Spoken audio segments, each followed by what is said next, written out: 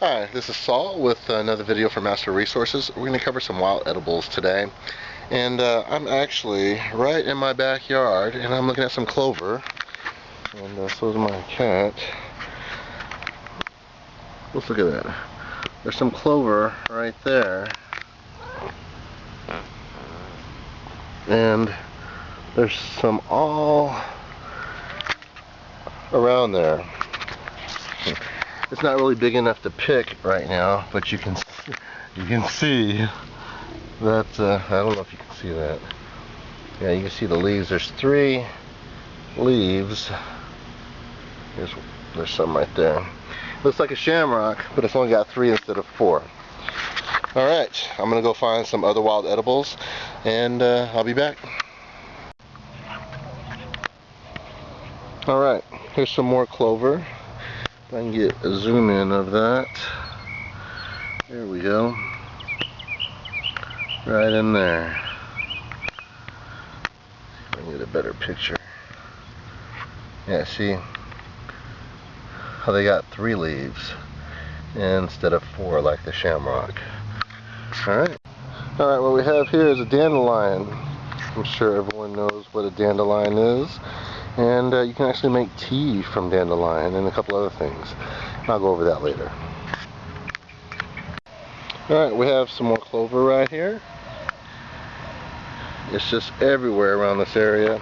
And there's a feather right there. I'm just going to pick that up. I'm going to take that for later.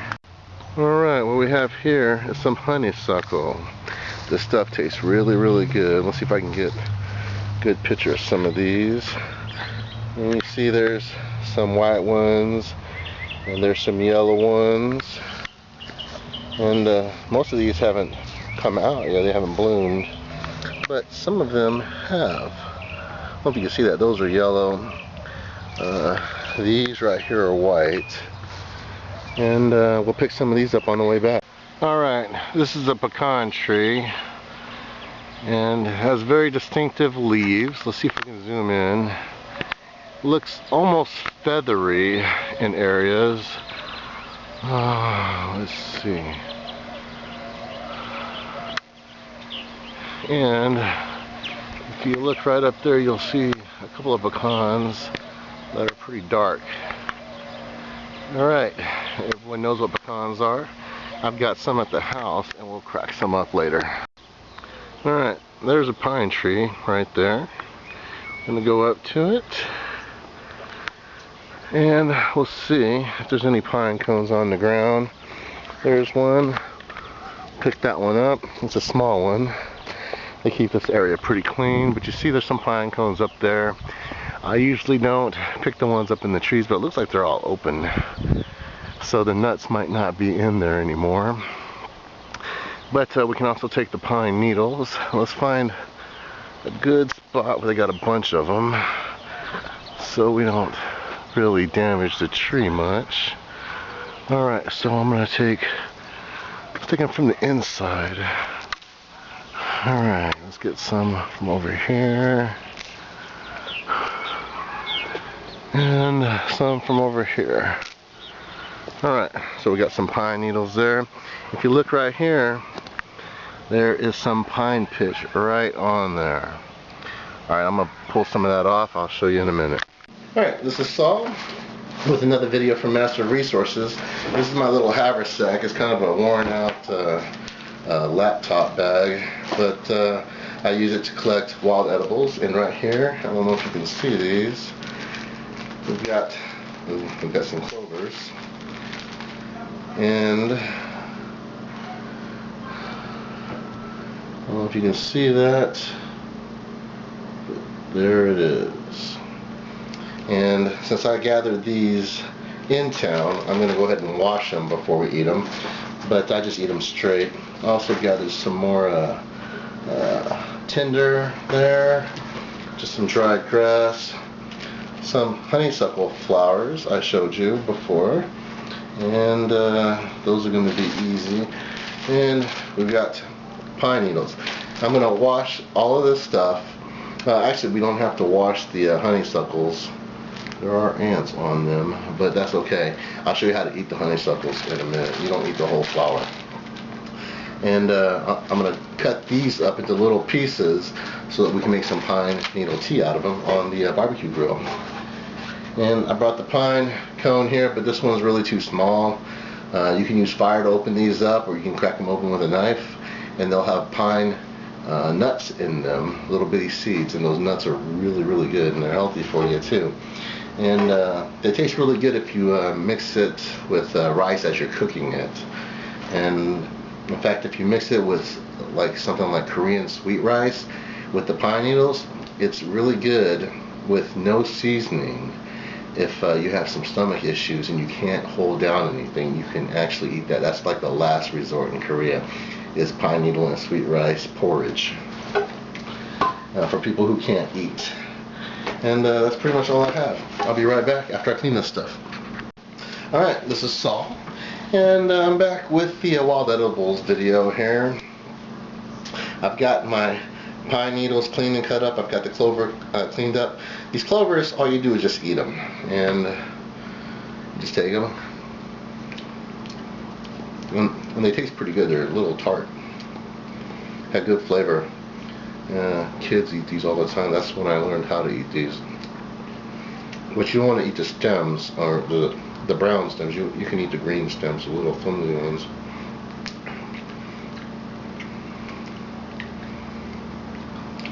But they're very, very tasty. And they're a nice free snack. In fact, I'm going to eat these all right now.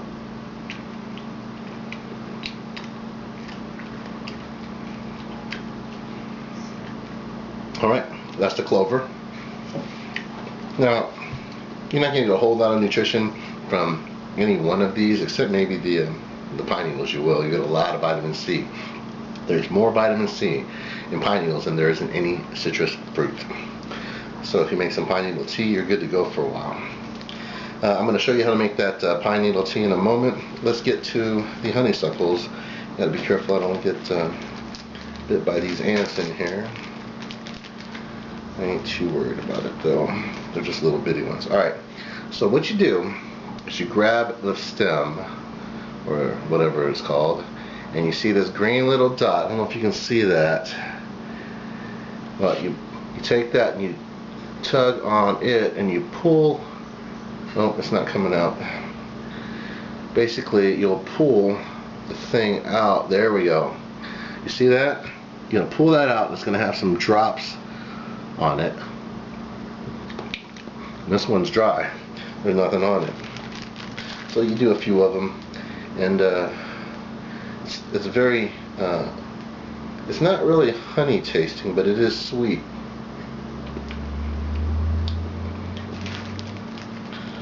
Let's see.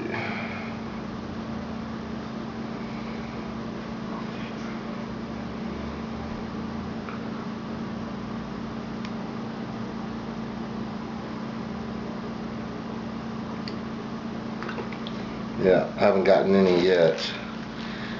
This might not be a good batch, but you know what they look like? And they smell, well, they're the best smelling flowers. I might be a little allergic to them, but they smell really, really good. Oops. Yeah, these don't have any in them. I haven't found one yet. But usually they'll have them in there. There's a little flavor right there. Not much, just a little.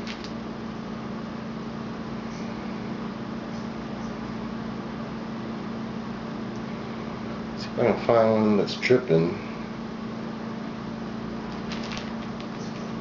Can't have ants all over the house. There's a little right there. I don't know if you can see the glistening, but yeah. There's some right there. You have to get a bunch of them to actually, you know, do all right. But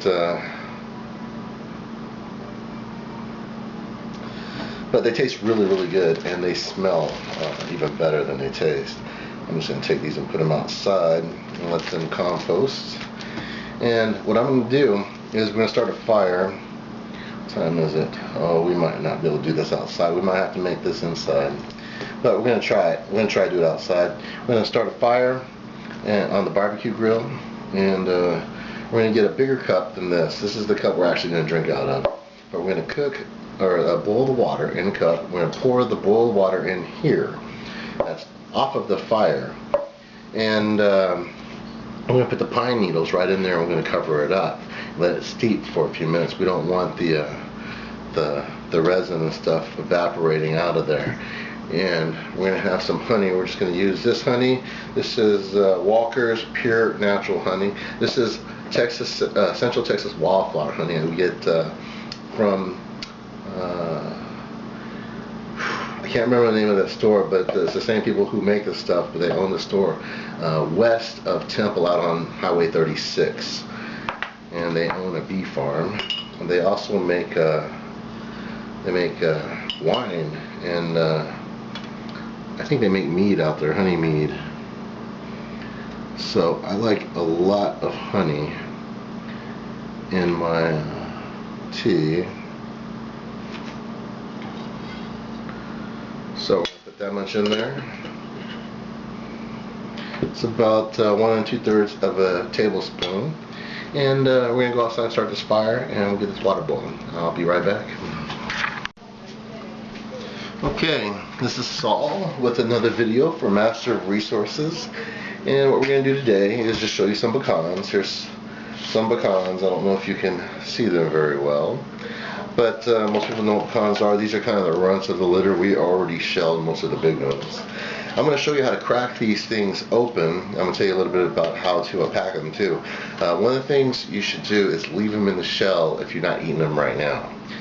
And the reason for that is it'll protect them from you know, bugs and things like that. Now, if you don't have you know, a rock to break them with, or sometimes rocks can get kind of messy. But usually in Texas you can find some rocks. There's rocks everywhere. But you can take 2 of these, put them in your hand, and you can crush them together. I kind of put one between the ring finger and the middle finger right up to the palm, that little crack, and put this one right in the palm behind it. And I don't know if you can see this, but I'm just going to crack them.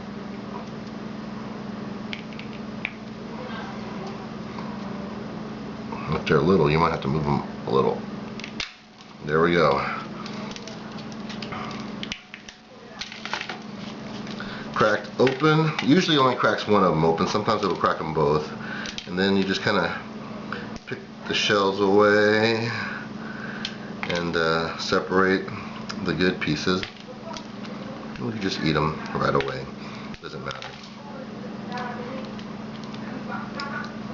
And these are very nutritious for you. You can cook these. You can roast them like in a skillet, dry roast them, and they should produce an oil like most nuts do. Most raw nuts, if you cook them in a skillet, they'll produce oil, and that oil will coat the skillet to where you can cook things like eggs and whatnot in the skillet afterwards without carrying oil with you. Alright, this is Saul, and I'll see you with another video.